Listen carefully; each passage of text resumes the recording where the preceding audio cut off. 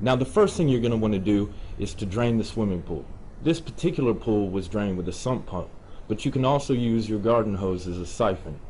In most cases, there'll be a small amount of water left inside the swimming pool, usually between 1 to 2 inches. If this is the case, you can drain that water by digging a trench on the outside of the swimming pool underneath the bottom stabilizing track, and by digging a hole inside the pool in the same place. We like to cut the excess liner from around the hole so that we can easily remove any excess debris, leaves, sticks, or other things from the liner.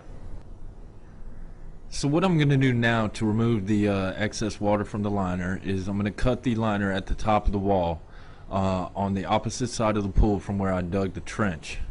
Once I get the liner detached from the wall, I'm going to start pulling it back towards the hole that I dug. You can see it over there where the shovel is. I'm going to keep pulling it, just folding it back on itself and pulling it towards the trench until I get all the water flowing out that hole. And you can see here that you get a good trench, you get a good flow, it's going to take all the leaves and all that extra debris out with it. Next, what we're going to do is we're going to start cutting the liner into smaller, manageable size pieces. These liners are real heavy, and occasionally they can get dirt and sand and other debris stuck to the bottom of them, and then they become extremely heavy. So we like to go ahead and cut them up into smaller size pieces. Just makes it easier to remove and easier to dispose of. So what I'm going to do is I'm going to cut it into quarter size pieces and then eighth size pieces. Once I get those pieces cut up, I'm going to fold them up, being real careful to keep any leaves or water or anything inside the liner while I fold it up. I don't want any of that stuff on my sand floor.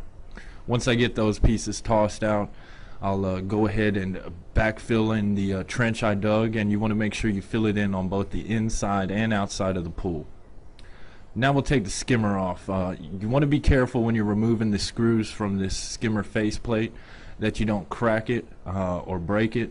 With the combination of chemicals and sunlight, the plastic parts can become brittle. Now once you get all the screws out, you can just pull that faceplate away from the wall. And you see that gasket there, you want to remember to keep that gasket because you're going to use it later.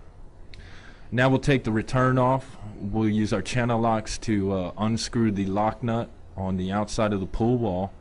And once we get that lock nut unscrewed, we'll remove the gasket as well, and then pull our return out of the wall. Now that we got the skimmer return off, we're going to start working on the floor. And you can see this floor needs a little bit of work. That's all a result of the liner having a leak in it and water washing the sand away and exposing that dirt underneath the sand. So what I'm going to do is I'm going to just take some sand from other areas of the pool, fill in that low spot, and I want to make sure that I cover up all that dirt. Once I've done that, I'll pull out my push broom, and I'm using this to kind of smooth out the rough edges where I just fixed the floor. You can see here against the wall I'm making an embankment. That's called the cove. It's a very important part of your floor, and you want to make sure that it's between 4 and 6 inches deep. After I've worked the floor in the cove, I'll put my shop vac hose through the skimmer. You want to make sure that's about 4 inches from the floor. Then you see the shop vac hose here on the outside of the skimmer. We want to tape that up real nice and tight. Make sure you tape up around the shop vac hose real well also. Tape up the return hole there. You want to make sure that your tape doesn't have any holes or gaps in it and that it overlaps so that you can get a real nice seal on those holes. Tape up any other holes you may have in your wall as well at this time. Now we're going to finish smoothing out the floor. At this point in time, what I like to do is check for any rocks or roots or sticks, anything sharp that could come up through the sand and puncture my liner. Again, notice the cove there. It's got to be between 4 and 6 inches deep, and I like to make sure that it's pretty much level all the way around the perimeter of the pool wall. It just looks a lot better once you get your pool filled up. Now that we've gone and swept the floor out with our broom, we're going to get ready to roll it. But before I do this, what I like to do is I've got some cardboard there that I'm taping to the bottom of my shoes. The reason I'm doing this is so that I can keep any footprints out of your floor. Once those footprints are there, they'll be there for the life of that liner. So we want to keep the footprints out of the floor. Now that I'm taped up and ready to go, I'm going to use my sod roller there to smooth out the floor a little extra, give it a nice flat base, because once we start putting water in here, your floor is going to be what it is. So you want to take a little bit of extra care to kind of flatten out your the bottom of your pool there. Now we're going to take apart the top part of the pool, the framework. We're going to start by removing the decorative cap there that covers the top joiner plate. And you can see the 4 screws here that hold the top seats on, the top seats being those long white pieces. The first thing you're going to do is remove the 4 screws from the joiner plate there, and then once you get those 4 screws removed, you'll be able to remove those top seats very easily. As you can see, they'll just lift right off of that joiner plate there. So you'll go ahead and you want to take all the top seats off. Next, you're going to take the screws out of the joiner plates there. The reason we're going to do this is so that we can start taking apart the stabilizing track. Just 1 screw on either side of that top plate. Once you get them out, you can just lift it straight up and it'll come right off of the pool wall there. Next step, we're going to take our top stabilizing track off, and this is the part of the pool that kind of gives the top of it shape and stabilizes the top of it. Once we get that stabilizing track off, the next thing we'll remove are the plastic coping strips that permanently hold the liner onto the wall. Once you get these strips removed, you'll be able to cut the excess liner from the top of the wall, and then we can get rid of that and dispose of it. We'll do this again all the way around the pool, so that pretty much all we've got is a pool wall standing there, as you can see. And now you see a nice smooth floor there.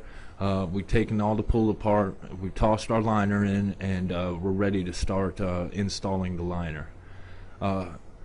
When you unfold these vinyl liners, I like to have an extra hand available. Sometimes the vinyl sticks together and makes it really difficult to get these things unfolded, so an extra set of hands will always help lighten the load.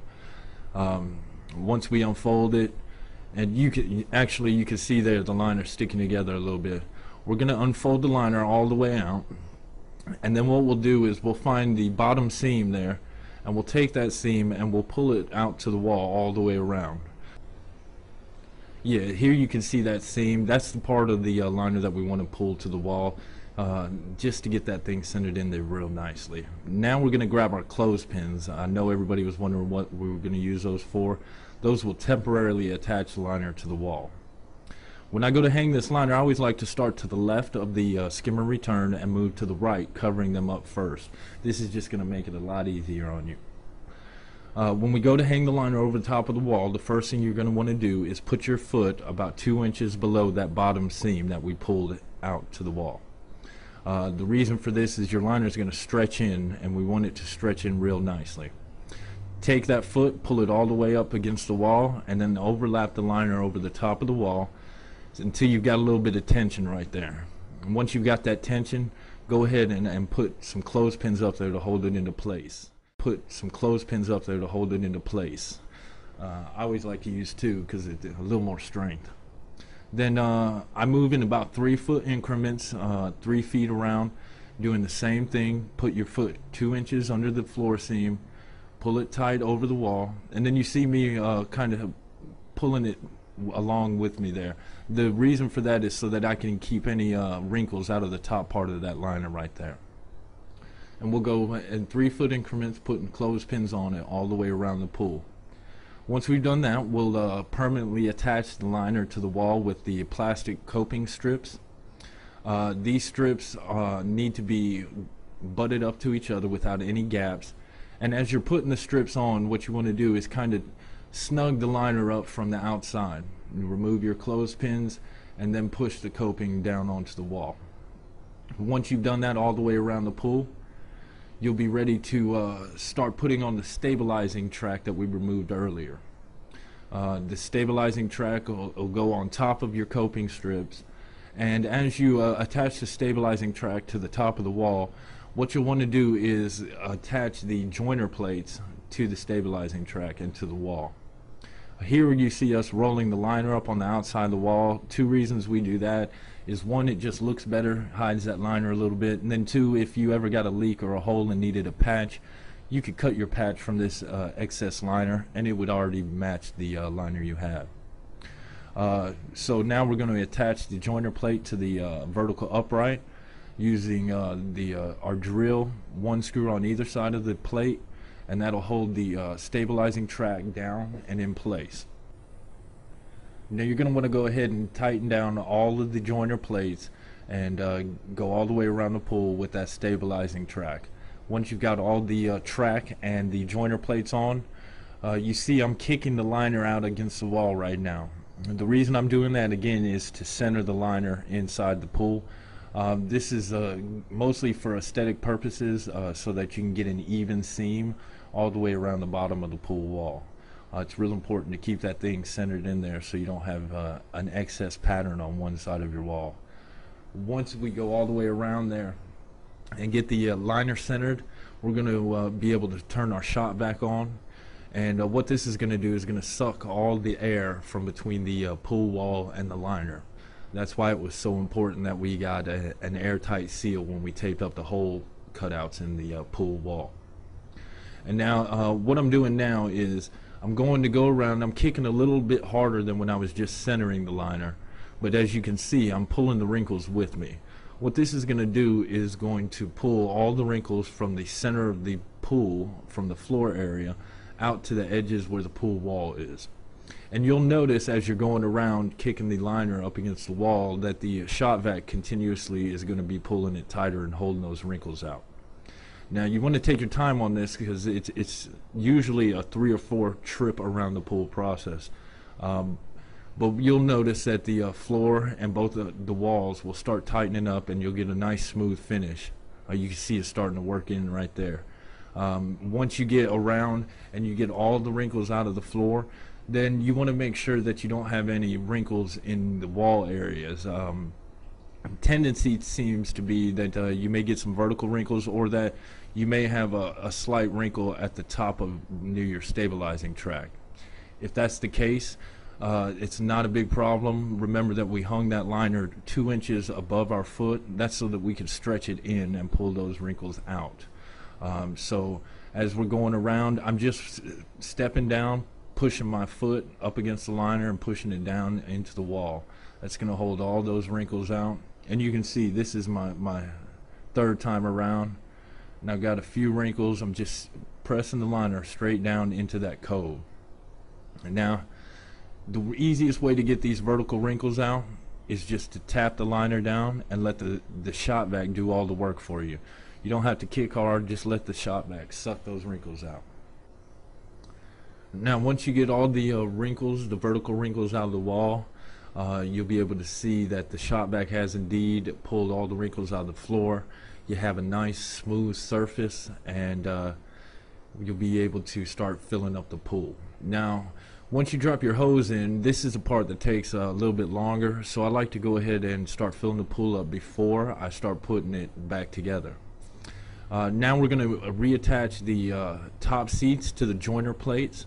At this point in time, it's very important to make sure that the vertical uprights are level from left to right and that they stand up straight. If not, what will happen is when you get around to the last top seat, you'll have a gap there and they won't connect. So you want to make sure that those things are level from left to right. Now once you've gone around the entire pool, connected all the top seats and the decorative caps, you'll want to continue to let your water run until you have about 2 to 4 inches of water inside the swimming pool. This amount of water is necessary so that you can hold all the wrinkles out of your floor. And you can see there, I've got a nice even water level and a nice even pattern on my floor. Now once you've got the 2 to 4 inches of water, then you'll be able to turn your shot back off, pull the hose out of the skimmer cutout, and pull the tape off. Once you've pulled the tape off, we'll be able to start reconnecting the skimmer. And there you see the parts. We've got the screws, the faceplates, the gaskets, and the skimmer itself. Now to do this, what we're going to do is simulate the weight of water in your liner. So what we want to do is we want to step down and in and pull the liner down before we even do anything. What I'm doing now is I'm poking some guide holes through the liner there. I like to choose the top left and top right screw holes in the skimmer cutout. This just makes it easier to attach the skimmer. Now we'll put a gasket on the back of the faceplate so that there's a gasket between the liner and the faceplate, and we'll feed those screws through the faceplate, the gasket, and through the liner and wall. Now the biggest thing you want to do now is keep the tension on that liner, step down with your foot. It's very important so that you don't have any wrinkles. Then we'll attach the gasket to the outside of the wall on our screws, and finally we'll attach the skimmer itself. Again, these top screws make it easy so that once you get the 2 screws started, you can move at your own pace. I like to tighten my screws down on low torque on my drill. The reason being is, again, these plastic parts may get brittle over time. And when I screw them in, I like to go in a star shape like I was tightening a tire. It just helps prevent cracking in the faceplate. Now once you get all the screws in, you'll want to use a hand screwdriver. This is going to allow you to tighten down the screws real nice and snug, but keep you from cracking it if you were to use a drill. The next thing we'll do is we'll take our razor knife and we'll cut any excess liner out from the skimmer itself. You want to make sure you get a sharp blade because you don't want to fight with this. You don't want to be jerking your hand at this point. You need a steady hand. Once we've got the liner cut out from the skimmer, then we can start attaching the return. We're going to once again step the return down, same way we did the skimmer. This time we're going to cut the liner from the outside of the pool after we push the return through the hole. Once you get that little circle of liner cut out, you'll be able to first attach your gasket and then your lock nut to the back of the pool. Remember, again, this being a plastic part, it is brittle and susceptible to cracking, so when you use your channel locks to tighten it down, just about a 3/4 turn is enough to snug it up real nice without cracking it. Once you've got the entire return tightened, you can move your foot, and you'll see there below the skimmer and the return the little bubble of a wrinkle. That's fine. Actually, that's what you want because your liner is going to stretch down and in and pull all of those wrinkles out. That's it. You're done. Now you have to do is fill your pool up and enjoy.